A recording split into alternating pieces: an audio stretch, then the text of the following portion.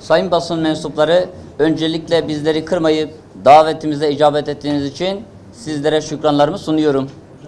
Hepinizin bildiği üzere Sayın Cumhurbaşkanımız 2011 yılında bürokratik oligarşiye karşı kararlılıkla yürüttüğü mücadele neticesinde denetim birimlerini tek çatı altında toplayarak Vergi Denetim Kurulu'nu inşa etti. Bugünden bakarak ifade edebilirim ki kendisinin de belirtmiş olduğu gibi ülke için çok hayırlı bir işe vesile olundu. Bu reform ile denetimde çok başlılık ortadan kalktı ve denetimin tek bir elden yürütülmesi sağlandı. Açıklanan faaliyet raporlarımızda da görüleceği üzere görev yapan vergi müfettişlerinin sayısı yıldan yıla yeni alımlarla artırıldı ve bu durum vergi denetiminin kalitesinin ve verimliliğinin artırılması sağlandı. Vergi müfettişleri mesleğe giriş tarihinden itibaren fiilen 3 yıl ile 5 yıl süren zorlu eğitimlere ve eğitimler sonucu düzenlenen birbirinden zorlu sınavlara tabi tutulmaktadırlar. Böylece başta mevzuat, denetim ve liyakat olmak üzere her anlamda devletin en önemli ve en yetkin denetim gücünü temsil etmektedirler. Bu anlamda yıldan yıla artan bir vergi inceleme sayısı ve tarihi istenen vergi ve vergi cezası grafiği karşımıza çıkmaktadır. Kısaca sizlere vergi incelemelerinin neticesinde bahsetmek gerekirse, vergi müfettişleri tarafından 2021 yılında 54 bin mükellef incelenmiş, 66 milyar TL matrah farkı bulunmuş, 24 milyar TL vergi tahrihi istenilmiş, 50 milyar TL vergi cezası tahrihatı önerilmiştir. Son 5 yılda ise toplamda 230 bin mükellef incelenmiş, 310 milyar TL matrah farkı bulunmuş, 74 milyar TL vergi tahrihi istenilmiş, 148 milyar TL vergi cezası tahrihatı önerilmiştir. Vergi müfettişleri, vergi incelemeleri, denetim ve soruşturma görevlerinin yanı sıra başta FETÖ olmak üzere terörün finansmanının engellenmesi, esasında millete ait olan para ve mal varlıklarının kayıt altına alınması, raporlanarak devletimize iade edilmesi, basına demir yumruk operasyonu olarak yansıyan son yılların en büyük mali operasyonu başta olmak üzere birçok mali suç operasyonlarının icra edilmesi, enflasyonla mücadele timi olarak bilinen enflasyonla mücadelede fiili envanter, stok ve fiyat çalışmalarının sahada yönetilmesi ve icra edilmesi gibi birçok kritik öneme sahip işlerde görev aldılar ve bu görevlerini halen devam etmektedirler.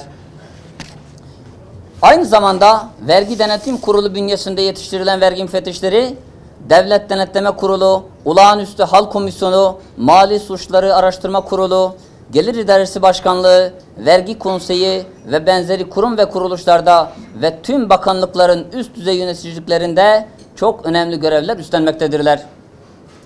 Malumunuz üzere dünyayı etkisi altına almış olan ekonomik buhranda Türkiye için vergi müfettişleri ekonomi politikalarının yürütülmesi, vergi politikalarının geliştirilmesi ve icra edilmesi, gelir dağılımındaki adaletin sağlanması hususlarında ciddi görevler almakta ve bu süreçte üzerine düşen tüm görevleri layıkıyla yerine getirmişlerdir ve getirmeye de devam edeceklerdir. Vergi müfettişleri sektör araştırmalarının yanı sıra dijital dönüşümle birlikte ortaya çıkan kripto para, dijital yayıncılık ve sosyal medya gibi yeni sektörler hakkında da araştırmalar yapmak üzere kurulan ekiplerde görev almaktadırlar. Sizlere şunu açık yüreklilikle ifade edebilirim ki, ülkemizde denetim dendiğinde şurada bir sorun var, bunu kim çözer, kim araştırır, kim halleder dendiğinde şöyle bir ekip kurulacak, bu ekiplere kim liderlik edecek denildiğinde akla ilk gelen ünvan vergi müfettişliğidir. Elbette bu noktada gururlanmaktayız ve her daim millet için hayırlı olan her işte vergi müfettişleri olarak elimizi taşın altına koymaktan tereddüt etmeyeceğiz. Başta da belirttiğim üzere Sayın Cumhurbaşkanımızın özveriyle kurmuş ve bugüne getirmiş olduğu Vergi Denetim Kurulu'nun ve burada görevli vergi müfettişlerinin bugün ülkemiz ve devletimiz için nedenli öneme haiz oldukları ortadadır. Kamu personeli hiyerarşisi içinde doğrudan bakana bağlı olarak görev icra eden vergi müfettişleri ve aynı zamanda diğer denetim birimleri gelinen süreçte başta maaş, tazminat ve ek gösterge anlamında çok geri kalmış durumdadır. Maddi anlamda yaşanan bu eksiklik meslek mensuplarının kamudan uzaklaşmasına neden olmaktadır. Bu sebeple azımsanamayacak sayıda vergi müfettişi mesleğinden istifa ederek özel sektörü tercih etmekte, devletimiz de yetişmiş insan gücünü kaybetmektedir. Ülke genelinde zorlu şartlarda görev yapan denetim birimlerinin özlük hakları konusunda en yakın zamanda hak ettikleri seviyeye ulaştırılacağı hususunda inancımız tamdır. Ve bu hususa ilişkin talebimizi buradan sizin aracılığınız ile tekrardan dile getirmek istiyoruz. Özlük haklarımızın geliştirilmesi noktasında başta Cumhurbaşkanımız Recep Tayyip Erdoğan'dan ve göreve geldiğinden beri ilgilerini bizlerden esirgemeyen Sayın Bakanımız Nurettin Nebati'den desteklerini talep ediyoruz, saygılar sunuyoruz.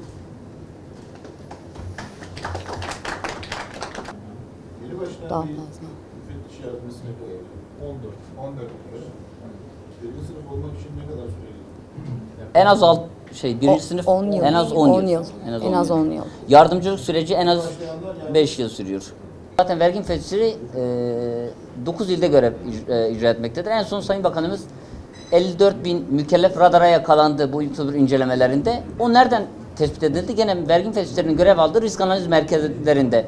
Belli kriterler belirlendi, düğmeye basıldı. O kriteri sağlayan mükellef Kilis'te de olsa, Hakkari'de de olsa, İstanbul'da da olsa incelemeye alınıyor. Yani İstanbul'da ya zaten mükellef çok, işte 20 milyon üstü incelensin ama Adıyaman'da 5.000 üstü incelensin. Böyle bir şey yok. Kriter belirleniyor. Kriterde bütün mükellefler sistemde kayıtlı zaten. Düğmeye basılır. O kriterler sağlayan mükellefler inceleme düşer. Bakanın mührüyle, imzasıyla inceleme vergi denetim kuruluna sevk edilir. Oradan da vergi müfettişi görevlendirilir. Hangi gruba yakınsa o il, vergi müfettişi oradan incelemeye gider. Durumu yok.